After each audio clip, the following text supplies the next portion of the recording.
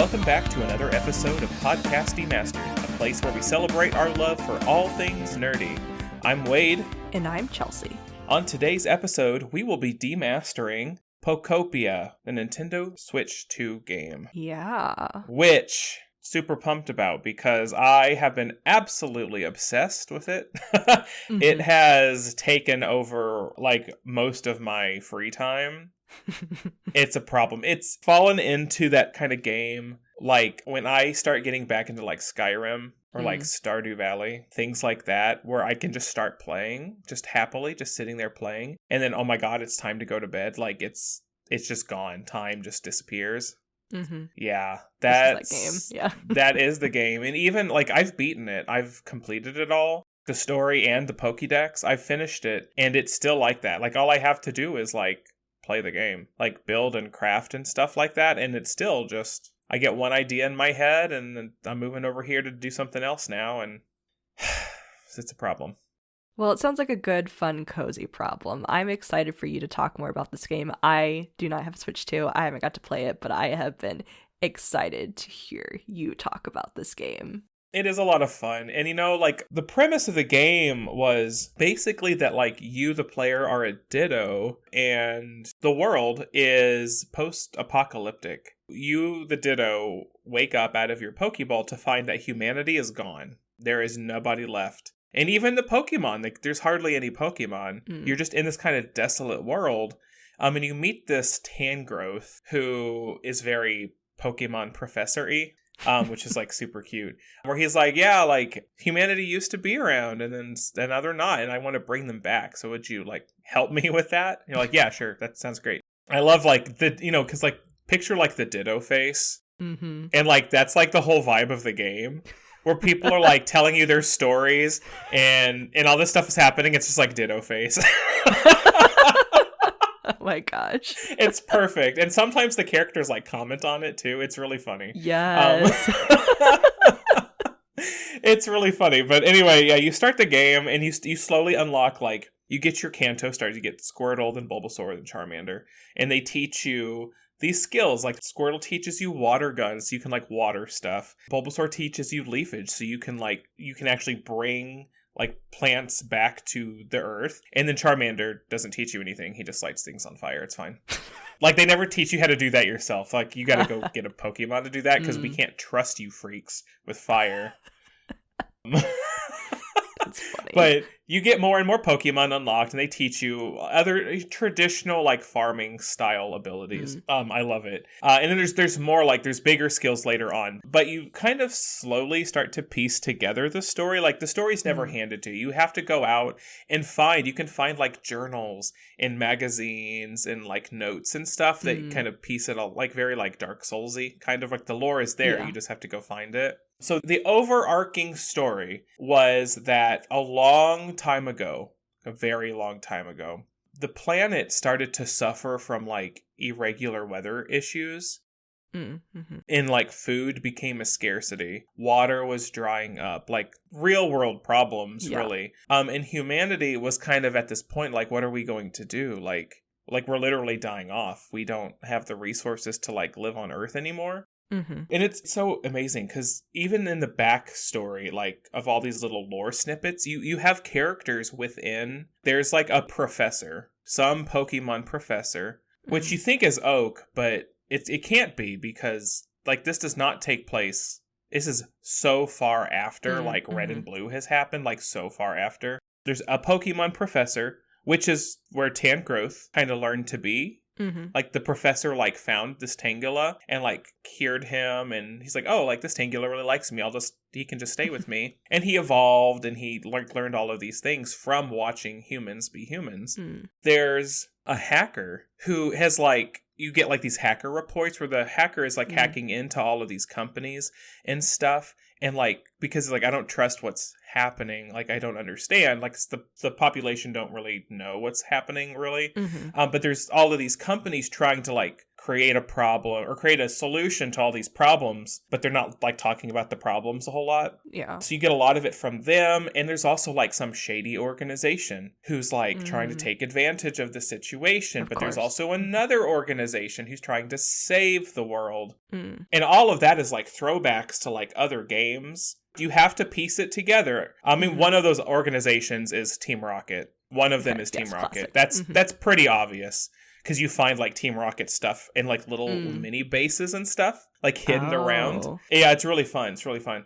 But also, like, there's another organization from Gen 7, the Aether Foundation, who is, like, there to help Pokemon. They are the ones who kind of take charge and, like, we are going to come up with this big plan to save humanity so that we can save Pokemon. And their cure basically is to, like, load up humanity and leave Earth. Okay. Like, find another planet to go through. Or someday come back to Earth, maybe this will be fixed. And of course, Team Rocket is like, oh, we're going to take advantage of the situation and be Team Rocket about it. Yeah. But then, of course, the people are asking immediately, like when this comes out, when this is public, the people are immediately asking, but what about the Pokemon? But like, are you kidding me? What about the Pokemon? Like, I love my insert Pokemon here. We can't take them with us because they're like, we can't. There's just not enough space to save every Pokemon. And then Brandon brought up, like, oh, they could do, like, a Noah's Ark. That's what I was thinking in my head right now. I was like, yeah. Well, they went more Pokemon about it, actually. You know how in the games you have, like, the PC box? Yes. Where you, like, put your Pokemon in the Pokeball, you transfer that. Well, that Pokeball is just, like, data space, essentially. It's just data. The Aether Foundation and all these other people helping, they create this gigantic storage system for everybody to put their Pokemon in. Everybody, and it's really sad because the inference is that like the wild Pokemon can't be saved. Yeah. They like there are people going out to trying to capture wild Pokemon more and more to save them because like the storage for this situation is like limitless, like it's huge. So there are people trying to capture wild Pokemon, but they end up putting them all away. They leave the planet, but the hacker comes around and he creates new programs for like the storage system. Where basically, like, there's sensors around the planet that are connected to this app called PokeLife, which is, like, what Ditto uses to, like, do all his stuff. Where the sensors will, like, kind of test the Earth and, like, see if there's locations that are now fit for Pokemon to come back to, which is where Ditto comes in. He comes back. And because where he comes back is suitable for a Ditto to live, because it's fine. And basically what you are doing as the player are creating these habitats where the PokeLife sensors can pick up, oh, that habitat is suitable for that Pokemon. Oh, I have that Pokemon. And it'll release it naturally back into the wild. So you can befriend it and yada, yada, yada. So Ditto is like saving the Earth, like literally putting the Earth back together and releasing Pokemon back into the wilds from like this huge storage system. Yeah, it's wild. Like when because you don't really learn that. The lore is the crazy end. with this. Yeah, yeah, it just keeps getting bigger, and it's just Ditto face. Yes. All of this in Ditto face. So you start releasing all the Pokemon back into the wild, and so the habitats just get bigger, the Earth gets better. You're fixing more and more and more. So the whole time, there is this, like a lighthouse in the starting area that is like talking to Ditto, like a digitized voice. And it's like, oh, like, do you want to be like a member of our organization? Like, bring me this, bring me this. And every time you like clear one of its goals, you get a badge. You get a Kanto badge. Well, it's like a rock-ish badge, kind of. And you can like hang them on your wall. Like, that's super cute. Totally did that. But when you finish it, and every request gets bigger, and it's all like stuff that you like need to survive. So like, go get this food, go make these furnitures. And you get to the end, and Professor Tangrowth is like, I don't like, congratulations, but like, what was the goal here? I don't understand. Well, you find out that like once it's finished, you make these poppers, you know, like the party poppers you pull and they pop and there's confetti. You make them to like celebrate the occasion. And when you do it, like the sensors on this lighthouse, they think that the lighthouse is under attack, like something is happening. And the lighthouse is actually a rocket ship and like flees. with all the stuff. Oh boy. And then like the end credits is like this little rocket ship like zooming through space, like little cutesy like Paper Mario kind of style. Uh-huh. Getting banged up by asteroids and stuff. And like you see it launching, and like all of the Pokemon and all of the little biomes that you've unlocked are like watching it leave Earth. Mm-hmm. And it's like, whoa, like this is wild. And then it makes its way into space to like a mini space station kind of thing. Okay. And like a trainer like in an astronaut outfit like goes out there to like see what the heck that is. And the very last thing it tells you, it wants you to take a picture. But like a really good picture, a picture that would be used to like show how happy you are, like with your new friends and your environment. And so you make one because, that photo is in the rocket ship, and then the trainer like pulls out the photo at the end, and it's like the end. And it kind of infers that trainer is the Ditto's trainer. Which you do get like journal entries from that trainer talking about the Ditto throughout the game. But like also like it's so far in the future. It can't be unless humanity has found a way to like, whatever. Like it's really, really cute because it's like, oh, the Pokemon are okay. Like that's kind of, I think safe. To me that the end game was like, look, the Pokemon are doing fine, even though they couldn't go with the humans. And also there's like a sad point where like you get all of these journals and records and stuff, but you get to see them. Like the player can read them on the screen, but like the Ditto can't read. The Pokemon can't read. Because there's a lot of questions that Pokemon ask about their previous trainers or like what's happening. But you, the player, get the answers. But like Ditto can't tell them the answers because the Ditto also can't read. So it's like, no. That's tragic. Yeah. But anyway, it's super cute. And the story is kind of there to like teach you how to do all of these mechanics and things throughout the game. But also it's a full story experience too. So what are some of your favorite Pokemon to interact with? Oh my gosh. Okay, so in the game, you can have up to 5 Pokemon like run around with you. Okay. Which is neat because it's like funny. It's like, oh, I have my team of 6, like including Ditto. You could have 5 of them run around. It's like you just like run in a little straight line, like all over the place. Oh my gosh. But also like every single Pokemon like can do things for you. Like grass Pokemon can like upgrade your farming. Okay. Things can be harvestable faster. Fire Pokemon will obviously like, if you have like torches and stuff around, they'll like light the stuff on fire. But it can also like smelt metals and like create brick out of clay. They can do all these things. Water Pokemon are kind of like the most useless because they can water your plants. They can, but it's annoying sometimes. Like I'd rather just do it myself. Okay. Or you can create situations where you don't even have to water it. You can make them like self-watering, which is what I do because I don't have time for that. Yeah. But water types are also my favorite. So I often have water types running around with me, like the Squirtle family. All of the Poliwag families in the game. Aww. And when I found Poliwrath was Politoed was the first one that I came across, and I about fell out of my chair because out of the Politoed is my favorite. Oh, okay. So he was my BFF for a long time. Like he lived in my house. Like he was there with me. Aww.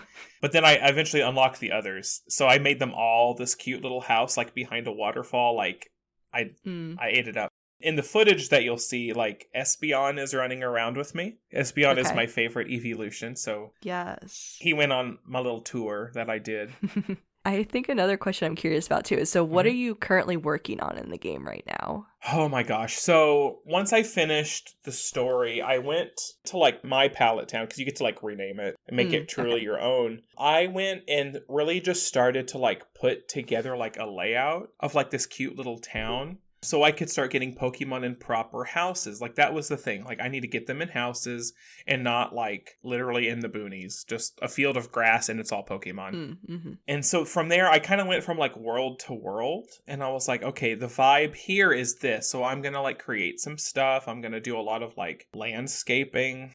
Again, just kind of map out how I want things. And I'll get Pokemon in actual houses. And then I'll start creating like more aesthetic environments and stuff like that. That's kind of what I've been doing, like slowly but surely. Like there's a beachside town, like which is like your second world. Yeah. I spent a lot of time there building up houses. In some areas, there's like space where it's like there obviously used to be a house here. You should finish that house, and you can if you want to, or you can like create a crater and do what you want. And so I loved doing the beachside town because it was very aesthetic, you know, like there's different textures and colors and roofing styles that you can play with to actually make it look like it's like a town that Pokemon are actively living in, like people. Wow. I made a little pool by my beach. I put like a shop by that. I did all of these things that made it look very livable, really. So that's really what I'm doing now. I'm just making things look cozy and livable, and I'm trying to like max out my areas. Yeah, that's nice. It is. And I still have things to unlock. There's like hairstyles and outfits and stuff that are based off of like characters and stuff from the games that you can unlock. And I have not found all of those because a lot of it is just like random. It's not like a place you can go to and just pick it up. Some of it is. There's like resource islands that you can go to every day, and they're like they're procedurally generated. And sometimes those unlockables will be there, and sometimes they won't be. So I still have things to do within the game, slowly but surely. Yeah. Any other final notes about Pokopia? I am so happy that they decided to try a game like this. And like the success of this game, like both in like critique and like player count and stuff, was tremendous. And I hope that they continue. Not like I don't need like a Pokopia 2 anytime, because this is a game that they can just add expansions and DLC to, and they can make this specific game go on for forever, because they are doing events. I just want them to keep putting stuff out there, trying new things with new people, and just really I mean, it's Pokemon. You can't go wrong. You really can't. Yeah. Listeners, but I think that'll do it for this episode. And that's it for another episode of Podcast Demastered. If you enjoyed hanging out with us today, don't forget to follow and subscribe, leave us a review, and tell a friend. If you have an episode idea, send us an email at demasteredpodcast@gmail.com. You can follow us on YouTube, Instagram, Blue Sky, and Facebook @PodDemastered. Thanks for listening, and tune in for the next time we demaster our favorite things on Podcast Demastered.